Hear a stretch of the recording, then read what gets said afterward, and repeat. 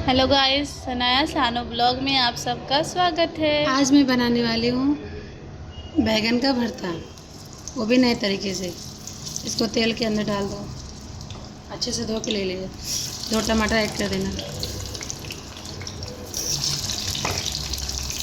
और इसके अंदर 5-6 लहसुन और 1 आलू डाल दीजिए और इसको ढक्कन लगा के 2 से 3 मिनट के बाद में इसके अंदर मैं नमक ऐड कर देती हूँ। नमक डाल के 1 से 2 मिनट के लिए ढक देती हूँ। बैगन, टमाटर, लहसुन सब पक चुका है, इसको मैं निकाल के प्लेट में रख लेती हूँ। हमारा भरता रेडी हो चुका है, मैं इसको अच्छे से मिक्स कर देती हूँ। मैंने इसमें अच्छे से मिक्स कर दिया है, हमारा बैगन का भरता रेडी है। इसके अंदर मैं प्याज ऐड कर देती हूँ थोड़ा सा और हरा मिर्चा, उसके बाद अच्छे से मिक्स कर देती हूँ। हमारा बैगन का भरता रेडी हो चुका है, आप लोग ज़रूर ट्राई कीजिए।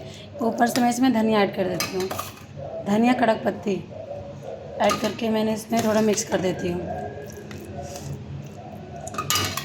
थोड़ा सा और ऐड कर देती हूँ, आप लोग ज़रूर ट्राई कीजिएगा।